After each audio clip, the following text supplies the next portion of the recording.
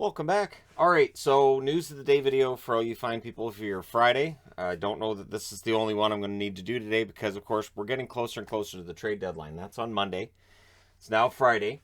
So, of course, today's news, a lot of it's going to be related to players who could be traded. And Forsberg's name may end up being out there. I don't think so, though. So, the Nashville Predators are talking extension with Forsberg. You're better off to get this done now rather than later, right? So the plan, obviously, for Nashville is they want to keep Forsberg around. He is arguably their most valuable forward. Most valuable player, it's hard to argue against Saros or Yossi. But in terms of forwards, while Duchesne's had a great year, I think Forsberg's probably their most important forward overall. And so I do expect there to eventually be a signed extension in place. We'll see if that takes place. But the fact they're talking is a good sign. That being said, Claude Giroux not on the road trip for Philadelphia, so all eyes seem to be pointed at him right now, and whether or not he goes to Florida or Colorado. Those apparently are the front running locations where he would end up, either Florida or Colorado. He has already apparently vetoed any possible move to Boston or the New York Rangers. He has no movement clause, so he can basically decide where he goes. And based on his long career against teams like Boston and the Rangers, makes some sense he'd say no to those locations. So I'm guessing Pittsburgh's probably out too then. So yeah, Florida or Colorado. It's going to depend on which location offers the better deal. Colorado might be in a position to offer a better deal right now, but Florida is still one of the front runners too. Hampus Lindholm, not in the lineup tonight for Anaheim, so that of course raises alarm bells. This is the last game that they have before the trade deadline too. Extension talks with Lindholm took place, but they have failed to produce a contract, so he is going to be traded. It's just a matter of what they're going to get back, and there are numerous teams rumored to be in on him. Boston's the one that I keep seeing that to me makes a lot of sense. Boston really does need another top four defenseman. Lindholm can do a little bit of everything. He could definitely take some of that responsibility off the shoulders of Charlie McAvoy and make it that if something happened and McAvoy got hurt, it's not the end of the season necessarily for Boston just based on that alone. So Lindholm is going to be a popular target, and we'll see where he ends up. And if the team that picks him up signs him to an extension as well, Lindholm's not an old player, so we'll see what happens there. Last night's Vegas game, Jack Eichel got hurt on a shot block in the second period. He did not play in the third. There hasn't been an update yet. Peter DeBoer just going as far as to say that they'll be evaluating him today. So we may know later today what the outlook is on Eichel, but it's not great for a team that's already short Pacioretty, Riley Smith, Stone. So if Eichel's hurt for any period of time, it doesn't help their odds. But they did win the game last night against Florida. One thing about Vegas, I really think they play their best hockey when they're underdogs. I do. I think part of what took place that first year, that magical expansion year, they were underdogs. They were misfits. People didn't take them seriously out of the gate, so they went out there and they played with a chip on their shoulder. With star players out, I think you could end up with a lineup that absolutely plays with a chip on their shoulder. And there's guys, too, that would get a chance in the lineup who wouldn't normally get a chance, so you want to shine in that opportunity. So, again, it doesn't necessarily mean Vegas is just gone and done or anything, but they're going to have to really keep things going on a pretty high level if they're going to make the playoffs. Because, again, they were already having trouble before Eichel got hurt. Toronto. Starting in Nashville tomorrow will be the rookie, Källgren. So he's won his first two games. Now we get Austin Matthews back for the Toronto Maple Leafs, and Källgren will be starting in Nashville. So, and it makes total sense to me. You ride the hot hand. So it's both really good news for Källgren, and it also is kind of a damning indictment for the goaltending that Toronto has had this year.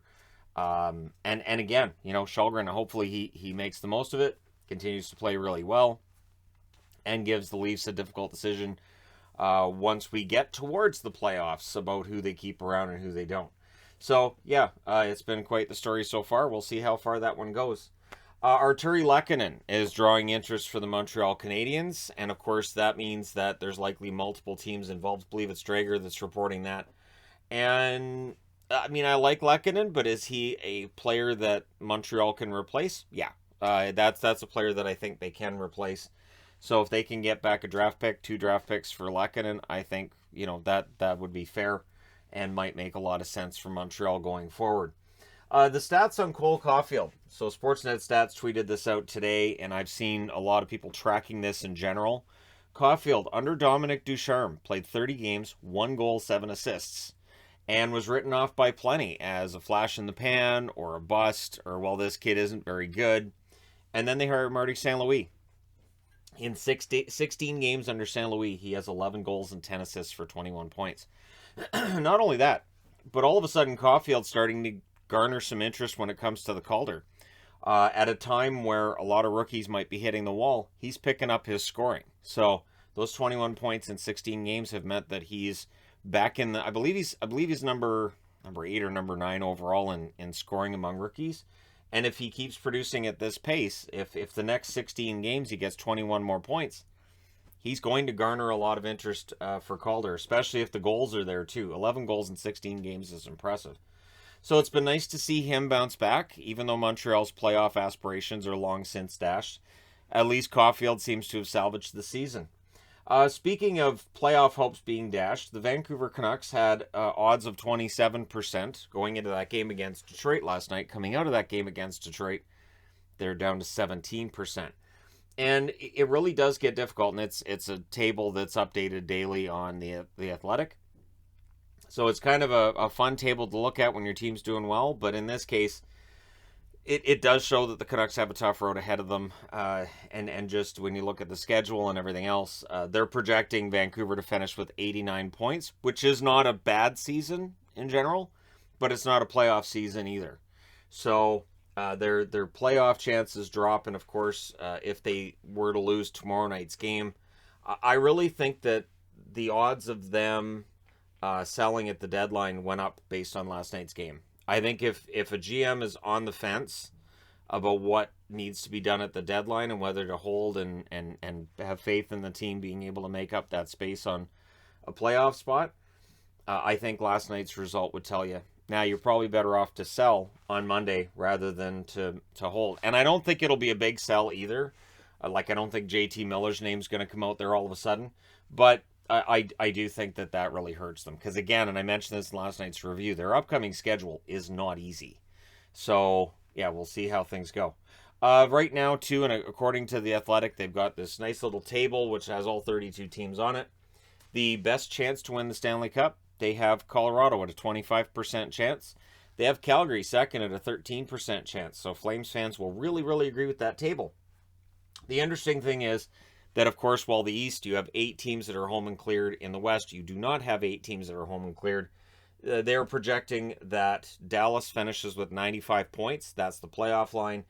And that had them 4 points ahead of the Vegas Golden Knights. So that would put Vegas outside the playoffs for the first time since the team came into the league. So that would be interesting. I do think that if Vegas misses the playoffs, I think they probably make a change behind the bench. I think that the day after the season ends this year with half the league missing the playoffs, I'll ballpark 6 or 7 coaches get fired that first week. Sure. And so we'll see how things turn out. The interesting part, too, is that Dallas, making the playoffs would likely preserve Bonus's job, and it was earlier in the season where people wanted Bonus out, too. So coaches are interesting that way. That you're 2 good weeks away from being a great coach, and I think you're 2 bad weeks away from people calling for your head. So there you go. Let me know your thoughts in the comment section below about where you think players are going to go, all that fun stuff, because we're really into it now, right? So odds are we're going to see more trades today. I know we'll see them on the weekend as well. It's another full weekend of hockey for me. So let me know your thoughts in the comment section below as always. Don't forget to hit like and subscribe if you're browsing your way through. You just happened upon this video. Thank you guys so much for watching, for all your support. I will talk to you again soon.